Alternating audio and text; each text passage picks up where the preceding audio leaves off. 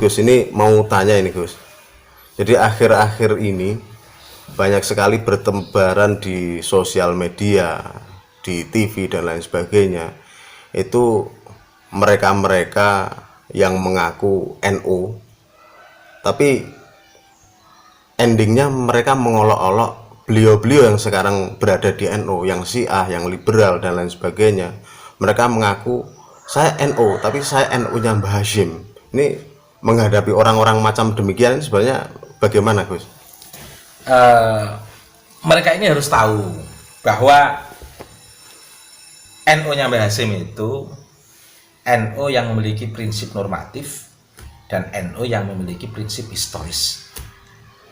Prinsip normatif yang ingin dijadikan sebagai sebuah benteng, sebuah patokan, standar minimal, melakukan keberagamaan, mengikuti sunnah Nabi Mustafa Muhammad SAW yang disampaikan oleh para sahabat, hingga dilanjutkan oleh para tabi'in, dilanjutkan oleh para tabi'in, sampai dilanjutkan oleh para ulama, sampai dilanjutkan oleh ulama yang ada dalam gerakan An-Nahdiyah, yaitu organisasi Nahdlatul Ulama, sampai yang diajarkan oleh pada para santri.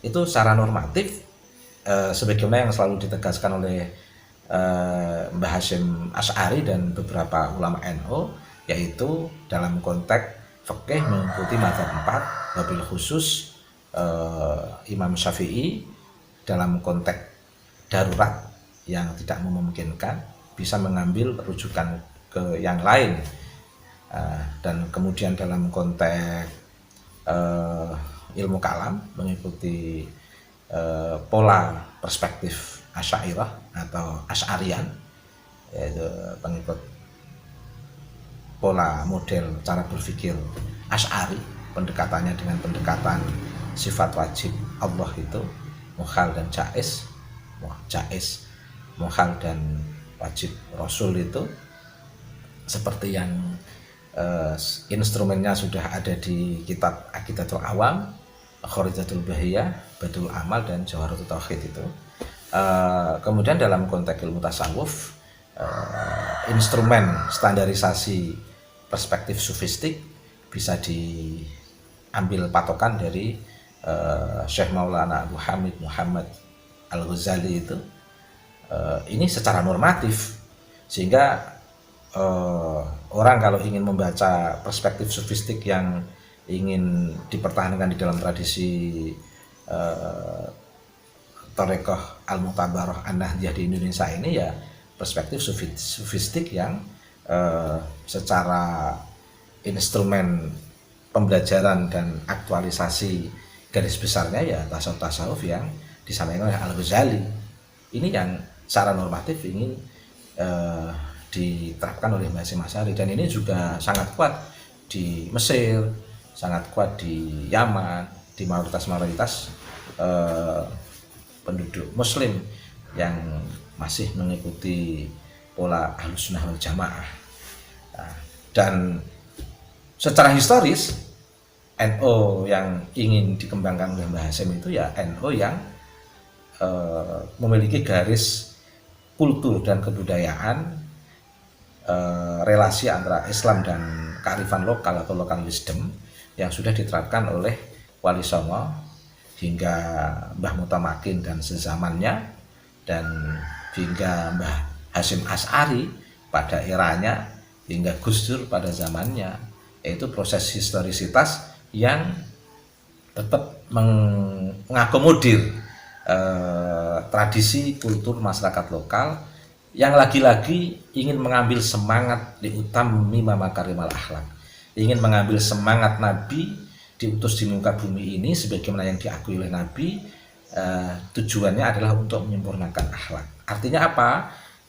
NU Mbah Hashim secara historis hadir di tengah masyarakat itu. Kalau memang di tengah masyarakat itu ada prinsip keutamaan dan kebenaran, ya disempurnakan, jangan dihapus. Kalau memang ada ketidakutamaan dan ketidakbenaran kultur dan sistem di masyarakat, mengorbankan memutus relasi suci dengan Allah, memutus relasi suci antara manusia, memutus relasi suci antar kealaman ini, ada yang seperti ini, artinya tidak memegang prinsip keutamaan dan prinsip kebenaran, ya ditinggalkan, dihapus. Tapi selama di masyarakat itu ada prinsip keutamaan dan kebenaran, ya dilanjutkan saja. Jangan disesatkan, jangan kafir-kafirkan, terus sampai pada antipati, artinya tidak mau melakukan integrasi sistem perserikatan, sistem persahabatan, sistem persaudaraan, terus memutus jaringan persaudaraan hanya gara-gara berbeda pendapat, padahal perbedaan pendapat di antara dua pendapat itu masih sama-sama dalam koridor memegang prinsip keutamaan dan kebenaran. Jadi kalau ingin merujuk pada NO-nya Mbah Hasyim, secara normatif masih berpegang pada prinsip normatifnya Mbah Hasyim atau tidak? Yaitu dalam konteks fikih madzhab 4, dalam konteks ilmu kalam Asy'ariyah, dalam konteks ilmu tasawuf Ghazaliyah, dalam konteks historis menyempurnakan keutamaan dan kebenaran yang terjadi di masyarakat. Relasinya dengan antar manusia, dengan berbagai kelompok keragaman yang berbeda-beda, meskipun beda budaya, meskipun beda agama, meskipun beda kepentingan, kalau memang di situ masih ada keutamaan dan kebenaran yang ingin dikembangkan oleh komunitas-komunitas yang berbeda ini, harus berupaya untuk tetap membangun sistem hubungan yang damai. Tidak perlu dibangun sistem konfrontatif antara yang berbeda, yang masih sama-sama ingin mempertahankan prinsip kebenaran dan keutamaan itu. Jadi ada orang mengaku NU Mbah Hasyim tetapi tidak menerima keberagaman, hanya untuk kepentingan keyakinannya saja, dan kemudian melakukan sistem konflik yang berakibat buruk pada relasi antar manusia dan mengorbankan kemanusiaan. Ini bukan NU-nya Mbah Hasyim. Mengikuti NU-nya Mbah Hasyim kok sedikit-sedikit mengkafirkan, mengikuti NU-nya Mbah Hasyim kok sedikit-sedikit menyalahkan, menafikan keberagaman. Ini sebenarnya bukan NU-nya Mbah Hasyim, tapi mengakukan diri sebagai NU-nya Mbah Hasyim. NU-nya Mbah Hasyim itu mudah dipahami oleh orang awam yang mempertahankan prinsip normatif yang saya sebutkan tadi itu. NU yang ingin tetap mengembangkan sunnah seperti yang ditegaskan oleh Nabi, menyempurnakan akhlak yang mulia, relasinya dengan Allah, alam, dan manusia. Sehingga kalau mengikuti NU-nya Mbah Hasyim, ya sempurnakan itu kebaikan yang ada di tengah masyarakat, meskipun di tengah keberagaman masyarakat yang berbeda-beda keyakinan dan kebudayaan itu. Nah, ini kalau ingin konsisten mengikuti NU-nya Mbah Hasyim. NU-nya Mbah Hasyim itu seorang ulama besar. Mbah Hasyim tidak hanya milik putranya, Mbah Hasyim tidak hanya milik keluarga-keluarga kenasaban terdekat, tapi Mbah Hasyim juga milik seluruh para santri dan umat Islam yang masih satu visi dan misi menjalankan prinsip normatif yang saya sebutkan tadi itu, dan menyempurnakan keutamaan dan kebaikan di tengah masyarakat sebagai sebuah konsekuensi mengikuti jejak risalah Nabi Mustafa Muhammad SAW yang sebagaimana diakui oleh Nabi, kehadirannya untuk menyempurnakan akhlak di muka bumi ini. Itulah NU Mbah Hasyim. Yang jadi persoalan, Gus, ini kebanyakan mereka saya lihat adalah firqah dari jenggot, batuk gosong, dan yang suka menyesat-sesatkan.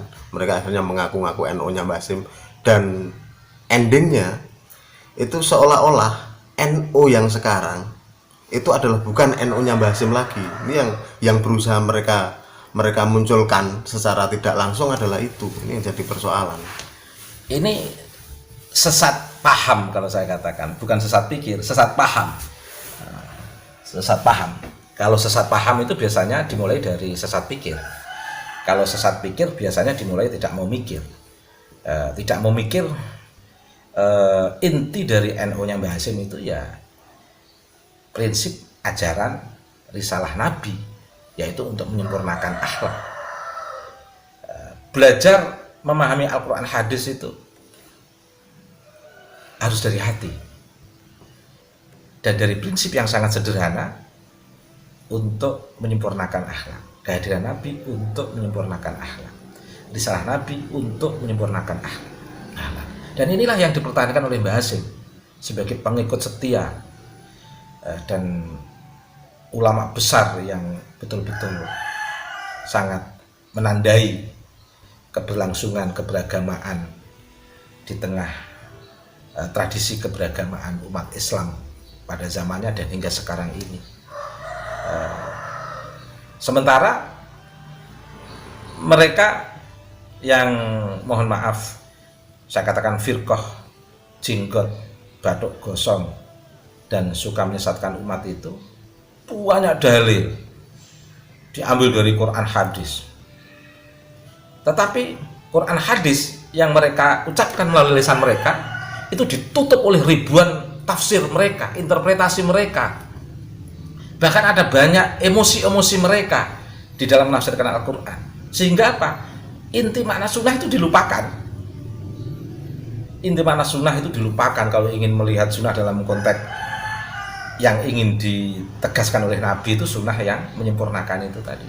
Kalau ingin dilihat dari konteks yang lebih dekat, sebenarnya yang ingin disampaikan oleh Mbah Hasyim itu ya inti sunnah itu yang seperti ditegaskan oleh Nabi, menyempurnakan akhlak yang mulia. Dan ini harus akomodatif, harus nyedulur, nyerawung, harus sambang rapat, harus ngeraketke, harus mengambil hikmah dari setiap kejadian, harus berpegang pada prinsip etikat yang tulus dari hati untuk menyempurnakan akhlak. Kalau untuk kata menyempurnakan ini tentu tidak menghapus keutamaan dan kebenaran.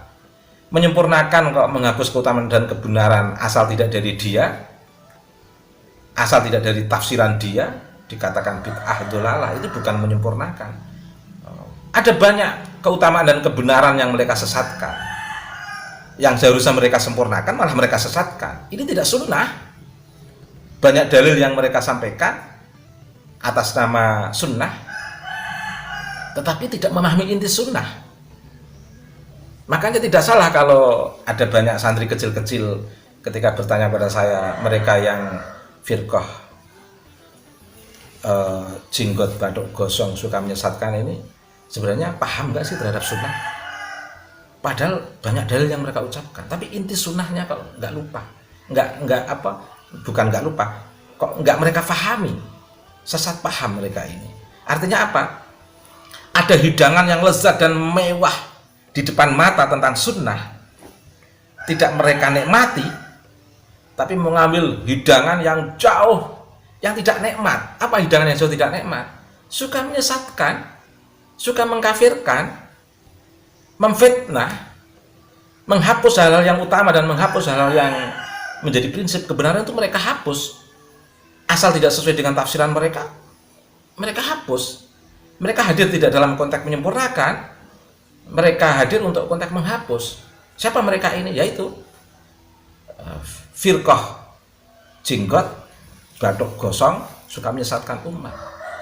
Ini sudah mencerabut akar sunnah yang tumbuh indah dan menjulang tiap-tiap rantingnya sampai ke ars yang luar biasa nikmatnya mengikuti sunnah. Tapi begitu masuk ke dalam firqah itu, sunnah menjadi tidak bisa dirasakan karena ditutup oleh asumsi-asumsi, tafsiran-tafsiran yang penuh dengan intrik dan konflik, penuh dengan penghapusan pada hal-hal yang utama dan hal-hal yang memiliki prinsip kebenaran. Coba buktikan saja contoh hal yang utama dan yang terkait dengan prinsip kebenaran yang dihapus oleh Nabi. Buktikan pada saya. Enggak ada. Enggak usah terlalu lama memahami teks dalil itu. Diambil intinya saja. Meskipun begitu, teks dalil perlu kita pelajari, perlu kita pahami untuk menguatkan inti sunnah yang sudah baik itu. Bukan sebaliknya, teks dalil yang dihafal dan difahami untuk menutup inti daripada sunnah itu. Ini sudah cara penggunaan bagaimana mengaplikasikan sunnah dalam konteks untuk menyempurnakan akhlak mulia ini sudah disalahpahami, sudah ditutup oleh interpretasi, oleh kehendak nafsu yang hanya untuk membesarkan kelompoknya, dan tanpa peduli apa yang mereka lakukan itu sebenarnya mencerabut sunnah. Dan ini yang yang orang-orang seperti ini anehnya yang dikritik itu selalu organisasi-organisasi besar yang sudah punya akar dan sudah terasa sunnah yang disampaikan kepada masyarakat. NU ini kan sudah sangat dirasakan masyarakat bagaimana mengajarkan sunnah Nabi Mustafa Muhammad SAW, bagaimana mengajarkan sunnah Nabi yang disampaikan oleh para sahabat, sunnah Nabi yang disampaikan oleh sahabat kepada tabi'in, sunnah Nabi yang disampaikan oleh tabi'in kepada tabi'in, sunnah Nabi yang disampaikan oleh tabi'in kepada para ulama, sunnah Nabi Mustafa Muhammad SAW yang disampaikan oleh para ulama kepada masyarakat pesantren di lingkungan warga Nahdlatul Ulama ini. Ini kan nikmat, betul-betul ingin menyempurnakan keutamaan dan prinsip kebenaran. Mau mereka hapus, kecelek. Pasti nanti akhirnya mereka akan merasakan innal batila kana zahuqa. Sesungguhnya setiap yang batil itu pasti pada akhirnya akan bercerai-berai. Terima kasih.